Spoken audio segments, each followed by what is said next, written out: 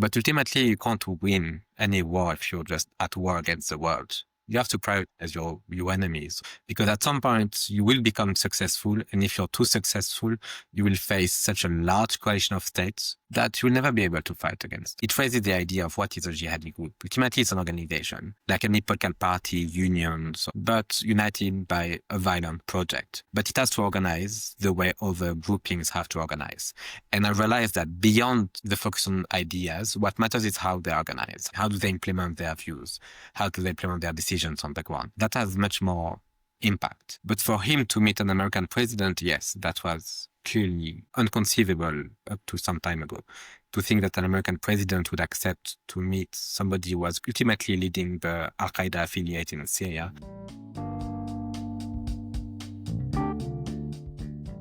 Welcome to Hunter's War. My name is Hunter, and this is a podcast about the intersection of war and society. Today's conversation is with Jerome Drevon, a senior analyst at the International Crisis Group and a leading expert on the evolution of jihadist movements. Also the author of the book we're going to discuss, From Jihad to Politics, following two Syrian jihadi organizations as they embraced politics. The Syrian Civil War is incredibly complex, and we don't do it justice in this conversation. But to give context, the two groups that are covered and followed in this book are Ahrar Al-Sham and Jabhat al-Nusra. Jabhat al-Nusra transforms and becomes what we call HTS, or Hayat Tahrir al-Sham. The leader of HTS was formerly known as Mohammed al-Jalani. When he became the interim president of Syria, he changed his name, I believe, back to his original name of Ahmed al-Shara, a man that was interviewed by Jerome multiple times for this book. Let's get to the conversation.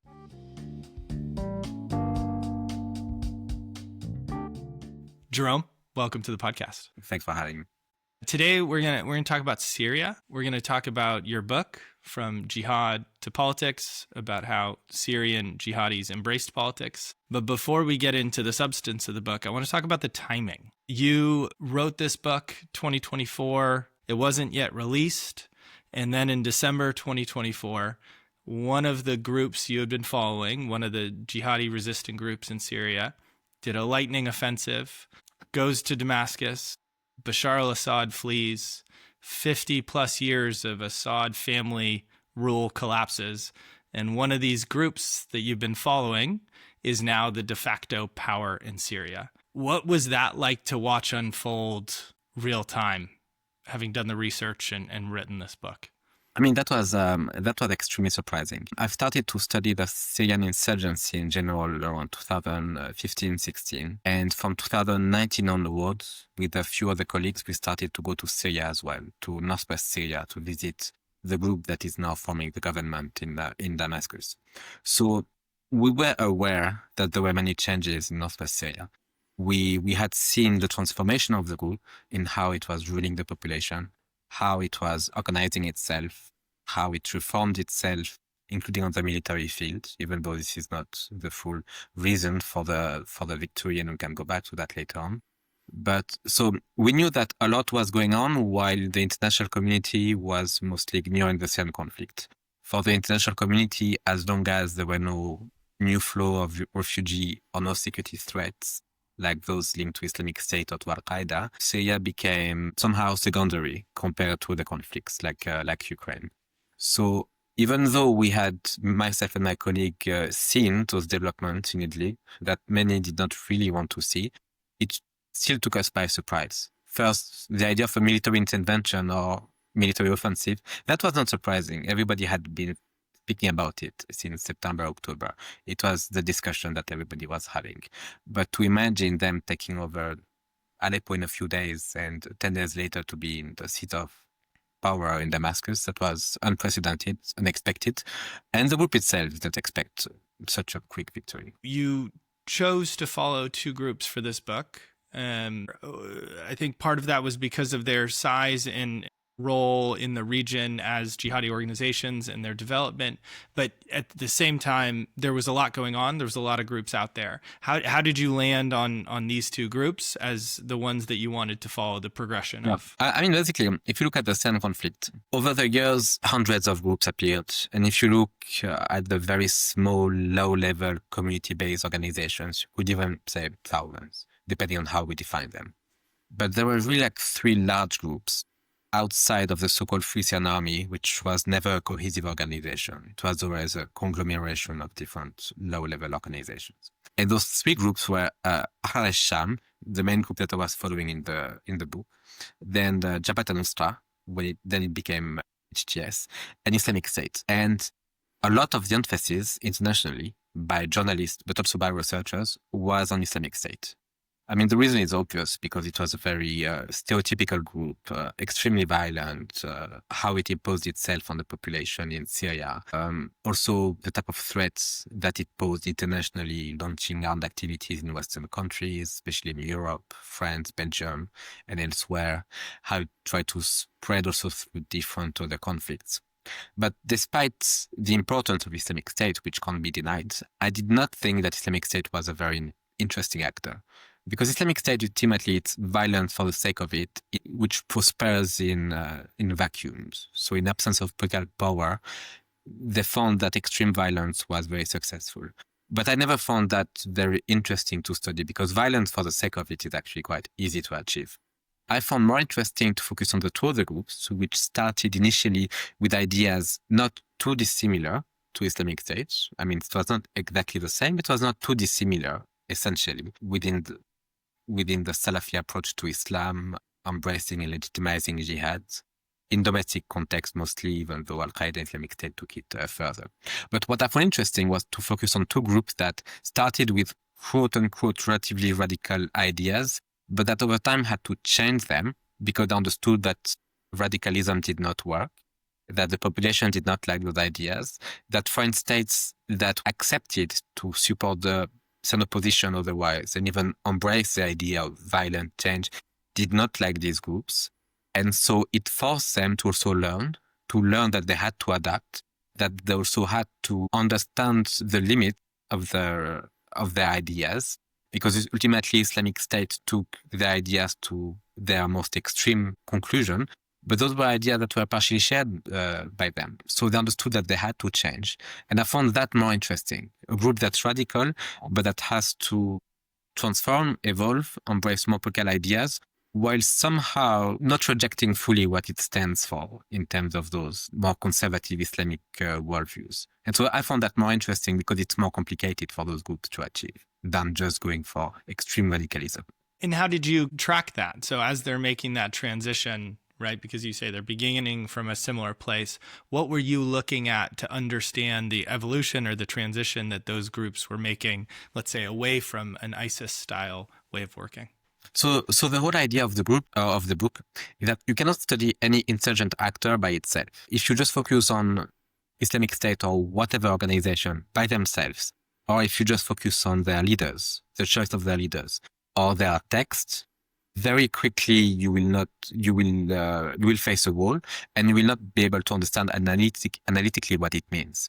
What you have to do is to put those groups in their context. So I analyze the groups within the broader insurgency to understand how did they emerge, how did other groups emerge, what was shared and dissimilar to other patterns of evolution, what challenges did they face, how did different organizations respond to the same challenge, often very differently, and then trying to explain that. Is it because of the nature of the challenge? Is it something internal, how they make decisions? Basically, you're putting back the group within its whole social environment, which would be the same case if we wanted to study, a social democratic party in a European country, or even the Republicans in the US. You can't just study the group or the party. You have to study the party within a societal context. So I try to do the same, but within a civil war setting, which is obviously very different from what we are experiencing in Western countries. And I want to talk a little bit about kind of how you did that, studying them in context. But quickly before we do that, I want to ask about the methodology, because you did, as you just mentioned, you did a lot of field work. You were in Syria. You were interviewing fighters, leaders. It's noticeable from the work. You didn't just rely on official communication, some would say propaganda that they're putting out there. Tell me about the choice to do that, to be deep within the context in order to do the research. Yeah. Often when you follow academic or journalistic research to Islamic State, often it focuses on their texts. What exactly are they saying? And so I'm never going to say that texts don't matter. But texts, ultimately, they are produced in a certain environment to send a certain message to a constituency, either to supporters of the groups, opponents of the groups, or people that they are trying to convince, or something like that. So texts in themselves cannot be isolated from the objectives of those that are publishing those texts. Ultimately, when you read texts, even from Jabhat al-Nusra, HTS, even the group that I've studied more closely, Changed the Ideas, their texts and their ideas are objectively not very interesting.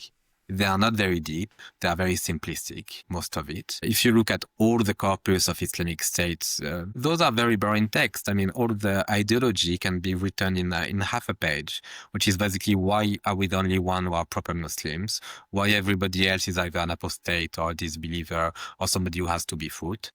And yes, you can go into the details, but I don't find the details very interesting. I found more interesting the perception of their people, of their commanders, of their leaders. How do they see the evolution of their world? How do they have to make, or how does it impact the way they think? How do they manage to implement those decisions? And so for that, you don't have 10,000 alternatives. You have to speak to them, and you have to speak to them over a very long period to see also the evolution of their thoughts, to understand how their views are changing and evolving, how they are building something new politically that is usually not really much reflected in their texts, because their thinking goes faster than their texts. And often they don't always want to portray who they have become. That's very clear. Even more than Ahrar Al-Sham in the case of HTS, is very clear. They've never clarified their identity, what they stand for, etc. And this is not because they are trying to trick anybody. It's because it's all being built. And so they don't really know where it's heading and what will be the final outcome. They don't really know that. And so they don't think from their standpoint that it's important to clarify their identity. They just adapt and transform in the meantime without saying what exactly they are becoming. You had experience working with jihadi groups in Egypt, right, for your last book. How did that help you and inform kind of the way you did the research and followed these transformations that they themselves were not knowing is happening? Yes, definitely. That's also why I started to focus on Syria to begin with, because initially I focused on two jihadi groups in Egypt. I wanted to understand why, despite similar ideas, they evolved very differently. One of them joined the political process and creating a party after 2011. It was short-lived for 2 years before the military coup of 2013. And the other one partially joined Al-Qaeda. But it was never a matter of individuals, or it was never a matter of thoughts of ideas, because they had more or less the same ideas. They traveled to the same places, both went to Afghanistan, both interacted with bin Laden and other jihadis. Both were faced with the same challenges, but they responded very differently to that, which made me realize that what mattered is more the way they organize. It raises the idea of what is a jihadi group. Ultimately, it's an organization, like any political party, unions, or form of political grouping, but united by a violent project. But it has to organize the way other groupings have to organize. And I realized that beyond the focus on ideas, what matters is how they organize. How are they making decisions? How are they deciding on decision making? How do they implement their views? How do they implement their decisions on the ground? That has much more impact. So for the Egyptians, I found that the group that managed to remain much more consensual did not go into transnational violence. Only the one that was very divided went for transnational violence, because partially this response was partially an adaptation to their internal divisions and the absence of prospects. And that's why then I decided to focus on Syria to understand how, in a country that did not have any real developed free civil society before 2011, no political parties, no free newspapers, no civilian organizations, student movements, like nothing of that sort that existed in other countries. Like even in Egypt, you had that under Mubarak. It was constrained, but you had it. You didn't have any of that in Syria. So my initial quest as well was to think, how do you do when there was such a violent repression of a popular movement in 2011? I understand why you would legitimize violence for clear, legitimate reasons. But beyond legitimization of violence, how do you transform from few individuals thinking about using violence to having quasi-armies controlling big part of the territory? That I found fascinating to understand. And you In that, you brought up a concept of institutionalization, kind of the internal and external within the book, that helped me at least understand as I'm following these groups and some of the differences, the directions that they're going. So can you break that down a little bit for me? What did you mean by institutionalization? Yeah, basically when we think of groups, we often focus on their leaders. Like if you look at most of the literature on Al-Qaeda, we speak of, why did bin Laden do that or that? Why did the Zarqawi in Iraq did that or that? So we focus very much on the individual. And we say very little about what these groups are. And I found that in Syria, it's very clear that beyond the military activities, we have to understand that armed groups are much more than that. So if you start from a few individuals thinking that we have to create an organization to fight the regime, okay, then how do you organize yourself? How do you decide on the decision making? How do you recruit new people? How do you empower new people? How do you organize all the non-military activities, including giving bread to the population, organizing basic courts of justice to prevent chaos in some regions, but also to judge your own soldiers if you don't abide by your rules? So how do you do all of that? Basically, I say that you have to become something that is institutionalized, because it means that it's not just about a few individuals. It's about a larger organization that performs military and non-military activities, and that has a way to renew itself if its leaders are killed or commanders die on the battlefield, and so on. So I focused on all this process to understand how you transform basically from a few individuals to a large organizations. Yeah. Because if you can't, you will disappear. And if you look at it in Syria, most have groups disappeared when their leaders got killed. You had groups that had at some point thousands of people. You kill the one leader and everything else, people just dissipate and other groups. That did not happen with Ahrar Al-Sham, that lost most of its leaders. Jabhat al-Nusra also lost most of its founding members. Nonetheless, they managed to expand and to continue. So it means that there was something else more than individuals. Yeah. So that's for like the internal dimensions, basically how you become a large insurgent organization. And the other one is to say that armed groups are not by themselves. In Syria, when you have hundreds of groups, you have to coordinate with them. So for example, if you participate in a military battle, how do you decide on each of your participation? How does that happen? What type of weapons are you committing? If you're taking over a military base, who is taking what in terms of pulse of wars? Those are real questions. We don't think about it, but when people are thinking of planning armed organization, attacks, they have to think it through. Like if I am a group, why would I put all my best men and weapons on the front lines to barely get anything that somebody with a much smaller group is putting? No, we have to think it through before. So when you create large coalition of groups, including the coalition, for example, when the victory happened in December, it was not just HTS. It was called the administration of the military operation, because it was a coalition of groups that had to structure themselves, improve their coordination, command and control, unity of decision, and all of that. And so this was only like the most developed form of cooperation between armed groups. But there were a succession of different coalitions in the past. And every time it had become more developed. And so it institutionalized over time.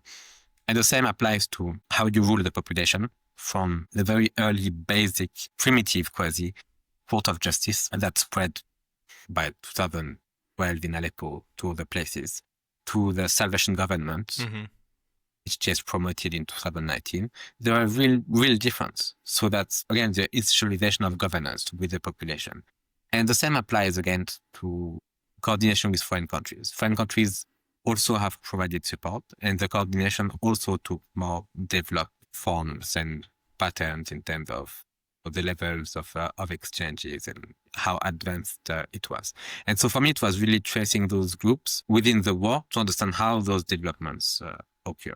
And for me, that's also why, because basically then what I'm saying is these forms of institutionalization constrain the groups because it changes your value, your approach to the communities, to non-members.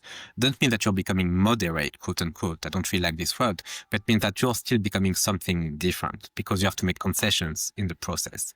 And a group like Islamic State never did that. They never wanted to ally with other groups. They said, we are state, you have to join us or we fight you. But with the population, it was a much more violent imposition of norms. And they always refused to ally with any other state. They never wanted to make any concession. So maybe it works for some time, but ultimately you can't win any war if you're just at war against the world. You have to prioritize your enemies. Otherwise, what you're going to do? Because at some point you will become successful. And if you're too successful, you will face such a large coalition of states in the way it happened that you'll never be able to fight against. Yeah. And I find that a really helpful framework in looking at organizations. And one of the things, though, that you said that I think sometimes we go too quickly to is that institutionalization is not centralization, right? When we're talking about the internal and how they're organizing, external and how they're partnering with different groups and managing, say, local populations, myself tends to go, oh, how are they centralizing control? And then we're back to that kind of cult leader situation. But what you point out well is that it's about the complexity of the interactions and the way that they're doing it that really starts to define whether they're going to go in a direction of ISIS, which might have strong internal institutionalization, but I think you call it weak external, right? Yeah. They just choose not to. Is that something that you use even today to look at other groups? Is that a kind of a broader framework that can be used to understand jihadi organizations, or was that specific to this Syrian context? No, the objective is to be replicable even to non-jihadi context, because ultimately it's about insurgents and how insurgents behave. And so you see some of these dimensions elsewhere, but not as developed, which also is why those conflicts evolve differently in, let's say, in the Sahel or in Somalia. Like if you look at the Sahel, for example, increasingly the group linked to Al-Qaeda, the group called NIM, is trying to make alliances with non-jihadis. They are trying to make not alliances with foreign states, but some truce with some states. So we don't attack you, you don't attack us. So it's been, the thinking is starting to change. So it's much, much less developed, also because politically they are not as refined, I would say, as the same groups were. Because also their socio-economic environment is very, very different. But you see similar dynamics. And so it can apply to that. But again, the external institutionalization has never been as strong in the Sahel or even Somalia. Don't really find the same dynamics. But again, it could change in the future. Yeah. I think you mentioned it, but another concept that stuck with me was the politicization, the idea of groups not moderating. I think sometimes even the discussion with HTS immediately after taking power, there was a lot of conversation around Al-Qaeda. Are they moderate? Are they this? And you talk about groups becoming more political as a way to understand their development. How is that different from becoming moderate? Yeah, I've never fully liked the word moderate because if you say moderate or radical, it very much depends on the society at stake. And actually, there might be societies whose views are very different also from Western societies, where something that Westerners might think is very radical might not be in all societies. And it's not like a judgment of value, it's just also a fact. For example, how women are seen in many European countries, it is the same as the non-Taliban traditional way of seeing women in parts of Afghan society. Probably not, because they have different values and worldviews. So if you say moderate, immediately it means, quote unquote, they are becoming the good guys. And I think it becomes very, very limited. And also ultimately the groups that were studied, I published the book before the victory. So they were still committed to violence. So it's a bit difficult to say they are moderate because then people will tell you, but they are still using violence. And sometimes even suicide bombers, but against military targets, which is not very different from a suicide bomber against the market. Like it's against a military target, just different means to achieve a military objective. But when people say, how is that moderate? Instead of then going into this debate, what is moderate, what is radical, which again would require so much additional details that we're going to get lost into those. I thought it would be more important to actually understand how do they see themselves. And how they see themselves is that we are embracing politics while we rejected politics before. We saw politics as democracy. Now we see politics simply as dealing with the world as political actor because we are political. So I thought it's more interesting to understand them as political actors. And that's often based on their own understanding of how they criticize other groups. For example, they would say that Al-Qaeda sees the military as an end in itself. They would blame Al-Qaeda for not thinking politically, to think that military for the sake of it is the response. And they would blame Islamic State for seeing that its imposition of its own view of what an Islamic state should look like is the end story. So theology somehow takes over. They think, no, we have our theology, we have our views. Military is a means, it's not the objective. The objective is to take political power. And so their self-perception started to change. And they started to refine the understanding of what politics means and how can we do politics. And doing politics means maybe we continue fighting, but we also make alliances with other groups. We try to accommodate foreign states that might support us. We also deal differently with the population because we might have our views, but the population does not necessarily like our views. So then we have to make concession. And that's part of our political game. And part of it as well is holding on to both sides a little bit. Because I think you call it the Jihadi paradox, but if you've begun some of these insurgencies leveraging a narrative that is what some would call extreme or focusing on the religious part, and then as you grow into a political organization, needing to justify why you're working with the Turkish government, for example, or why you're interacting with some of these other groups. What is that? Tell me more about kind of that jihadi paradox of what got you to the first step is not going to get you to the next, and how did these two groups that you follow kind of navigate that?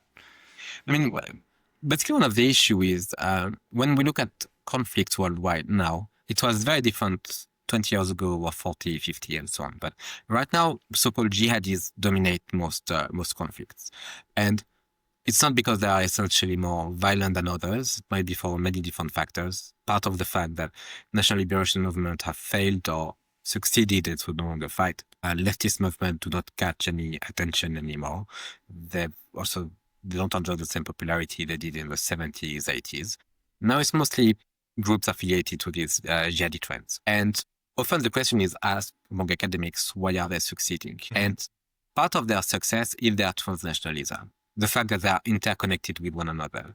They have clear ideas than each other. They can always help each other. They rely on transnational networks from logistic to military advice to ideological views to globalization, which help them being very successful. So this is true that they achieve more success than other groups. But the issue is that those factors that make them more successful also prevent them from achieving victory. Because being transnational means that other states will always care whether you're fighting and if you are achieving victory, or foreign countries will be scared of what could happen to them because you are transnational, because you're relying on foreign militants who might then fight elsewhere. And so the characteristics that make them successful military speaking prevent them largely from achieving those political victories because they can never transform it politically. The first example really of this is the Taliban. But the Taliban was never properly jihadi. But in the sense, the Taliban is the first one linked to this universe of groups that has understood that the purpose is just to take over a country. So if at some point you're going to take over Kabul and the US is telling you, look, give us a week to get out without shooting at us, they understood that we're not going to shoot at you because we've won. We're not going to win anything through shooting at you. And HTS is the second example, thinking that, yes, we can fight at some point, but the objective is to take over the country. And we want to take over the country, we'll become a government, and now we can have alliance with any other states, including Russia. If we need to have relations with Russia, let's have relations with Russia, because now we are a state, we think differently from the way as a group. This required a transformation from their part to renounce transnationalism, to clamp down on radicals, to even rule differently. Otherwise, they could have never achieved that, because after taking over Aleppo, there would have been an international uproar and potentially bombings against them, including by Western countries, had HTS not transformed for the past 5 years. But some of that kind of political or organizational snakeskin shedding is hard to follow, because if you look at, just using HTS, what started, like you said, as from ideologically maybe similar places to Al-Qaeda. I mean, it was connected to them in the Jabhat al-Nusra stage. But then they tried to get rid of it, right? Even after the big change in 2014, the U.S. still said they're sanctioned. Does it then start to depend on the people and the leadership, right? If we look at Jolani, is it something that is being done from a leadership level, or do you think these political transitions happen as the need arises and the organism or the organization just changes on its own? I think there's a bit of both. I mean, I think that since 2011, basically for jihadis, the equation had changed quite critically. If you were fighting as a jihadi organization in the 2000s, you could always say that fighting the US or local regimes, like in Iraq, but also Saudi Arabia and other countries, was basically the same fight, because they thought that they could never liberate, quote unquote, their countries or take over their countries as long as the US supported their countries. And that was the whole idea of bin Laden's attack on 9/11, was to say we're going to make them a price so heavy that the US is going to stop intervening in Muslim affairs, and then we can destabilize and take over Muslim countries, without understanding the massive reaction that you would create in the US. But the argument somehow was coherent, because indeed most Muslim Arab countries are supported by Western countries, with limited exception. So indeed, to think that you can't take over if the US support them makes sense. But that's true up to 2011. 2011 changed the whole equation, because we saw in Libya and in Syria that actually the opposites became true. That you could somehow achieve violent change only if you took distance from Al-Qaeda. So basically the raison d'etre of Al-Qaeda somehow became a self-contradiction, because their existence prevented the achievement of their strategic objectives. Because you could somehow create some sort of states, like now in Syria, but with Taliban as well, and so on, only as long as you took distance from transnational jihad. And so that became true in 2011, but then it took time for groups to fully embrace that. Ahrar Al-Sham in Syria was the first one to really openly recognize that and embrace it, saying we take fully distance from Al-Qaeda, we do our own thing. And indeed, Western countries were not antagonistic to them, never listed them, sometimes supported them indirectly. For HTS, it took longer because they wanted to survive as an organization first. But then they understood the same dilemma, and they had the same response in taking distance from transnational jihad. But for HTS, the issue is the nature of the sanction regimes, of those anti-Al-Qaeda, anti-Islamic State sanction regime, which means that once you're listed and once you're sanctioned, it's extremely difficult to be unlisted and unsanctioned. So it means there's no true incentive for other countries to start engaging you, even after you denounce this transnationalism. And that's an issue because sanctions are not about accountability. They're not about achieving some form of justice, but they are about changing the behavior. So sanctions should be more flexible in that sense. Yeah. I want to get to kind of some policy recommendations in a sense in the end, but quickly to jump to current day Syria, not to put you in the spot of a political analyst, but you have a very good understanding of the groups that are both in power and vying for power, right? Because it's Jolani Sharaz is the interim president. He's consolidating power. He's trying to unify a country that is very diverse, both ethnically, religiously, but also it's got more than a decade of civil war and armed groups. So how do you look to their, because HTS is dissolved, its current performance as the government? How are you viewing that? What are you looking toward to understand how it's going and where it's going? I'm sure that any response will create tensions because of our own biases and views. But if I would start from a different point, from saying, had somebody told us 1 year ago that HTS would take over the country and that everything that had happened, including the killings in the coast in March, the recent tensions and some killings in Sueda, had somebody been told all of that, I think they would think that it's quite a positive outcome, because I think much worse would have been expected. The fact that the military campaign lasted only 10 days with very limited casualties, that there was no mass repression of minority communities or civilians afterwards, I think those are real achievements. But then again, creating a new state is extremely difficult. So for HTS have achieved many successes in terms of reaching out to foreign countries, partially lifting some of the sanctions and working on this. But also it's proven also very, very challenging for them. to maintain internal security? How do you start with your 30,000 troops and now you have to man up or to impose security over a whole country? I don't know exactly the numbers, but I'm sure there are more policemen in New York City than those 30,000 troops. And so it's extremely challenging and difficult. And the new government has had also shortcomings. They find it difficult to share power with others. They think that now they are a state, people have to work for them. They don't really want to make concessions to other groups. They think now we are in charge and people have to follow, as opposed to them negotiating with concession with other political groups. That is reaching its limits, and they will have to reflect and to change on that. I think the situation will remain challenging for them. I think things can deteriorate further, but somehow I'm still somehow optimistic, because indeed it could have been much worse. And again, the process of state building is extremely difficult. For example, even when we think of civilian casualties, and indeed every civilian casualty is a tragedy, obviously. Any civilian victim, should not have happened. But if you look in the context, in France, where I'm from, after World War II, there was a regime under the Nazis that was collaborating with the Nazis. When France got liberated, we speak of from 10,000 to 20,000 people were killed for collaborating with the Nazis. And that's in a society that had a democratic tradition and civil society, but still those killings were not avoided, and those happen.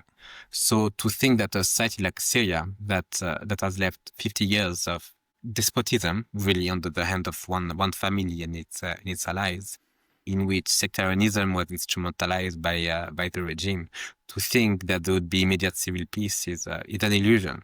So it will be difficult to achieve. There will be more obstacles, but somehow I think and hope it's going into the right direction down the line. Maybe a little bit on, and then back to the insurgency part of it and the jihadi groups, but how do you hope that the West, meaning European governments, the U.S. government, are going to interact, support, avoid? Was your hope in seeing this transition that the response is from Europe and the U.S.? I think up to now the response has been quite positive.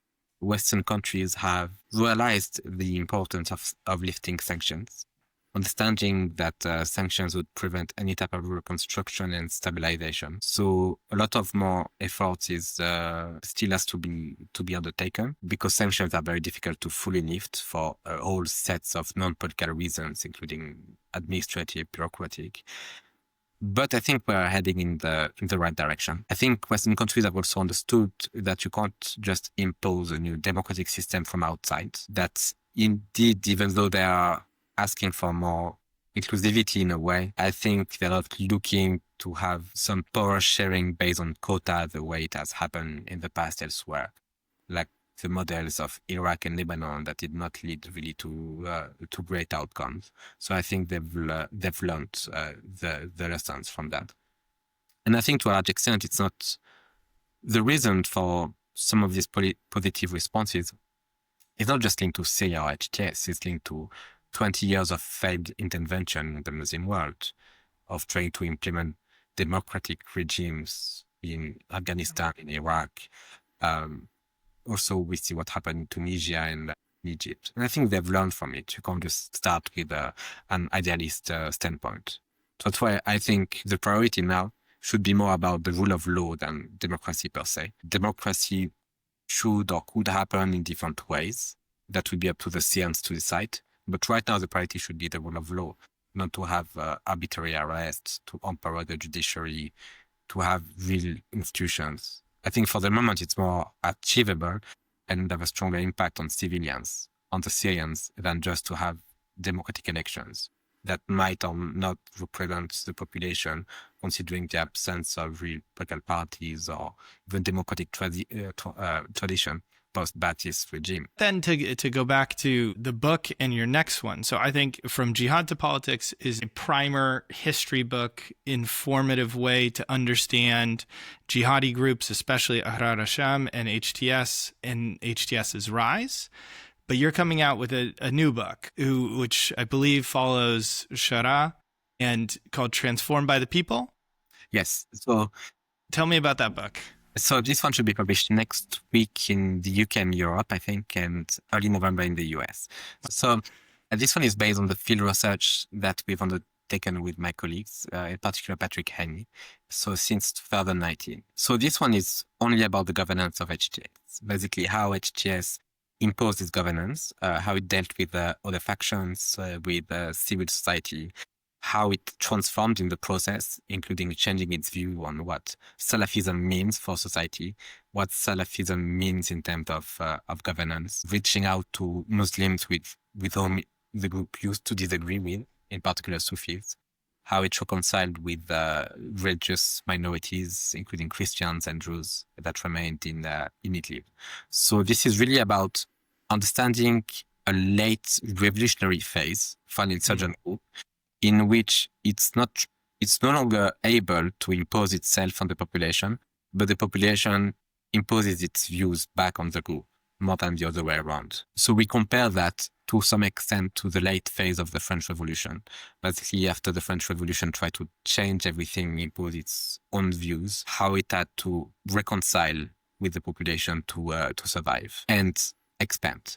And so ultimately, we are comparing Ashara's trajectory to this. And so that's more anthropological than From Jihad to Politics. With my colleague, we interviewed really a range of actors. I mean, not only HTS, its leaders, commanders, and so on that we did, but also many, many individuals from civil society, from other groups, from unions, many individuals who worked for the Salvation Government, people who left it, religious council that ruled Idlib.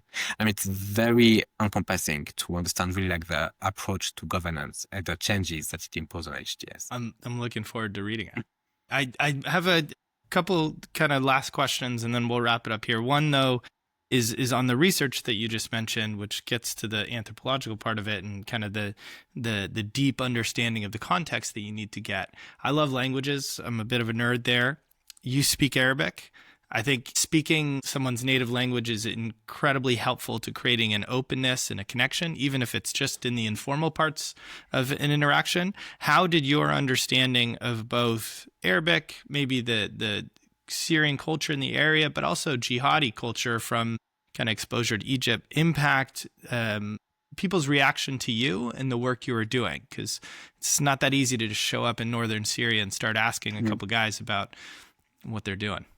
I mean, a lot of it when you do long-term field research is about trust building. So you're not never adopting people's views, but you have to be receptive to their views and to their understanding. And the issue is that if you start to approach these people only through interlocutors, through translators, about whom you might not have so much information, you will be judged based on your translator, and you will never create a personal connection to them as individuals, to understand their experiences. How do they feel? What did they embrace violence? What were the choices that they felt? There is a whole body language and a way to interact with people that allows you to also develop stronger connections and a better understanding really of the situation. You can't just go with a set of delimited questions and be distant and expect them to respond like a robot. You can't do that, but if you do that, you're not going to get anything. So you have to become much more familiar. And understanding many of these concepts as well means that it shows some respect for your interlocutor. You know what their beliefs is, and you don't have to agree with it, but you are reflective about it, and you understand how it comes, how they embrace it, and why it appeals to them. If you're just coming as a foreigner with a judgmental approach, why would they share their inner thoughts with you? They're not going to open up. They can only open up if you've done the first step, basically. And maybe then a last one, and this is more out of curiosity, but I believe you interviewed Al-Shara at some point yourself, correct? Yeah. What is he like?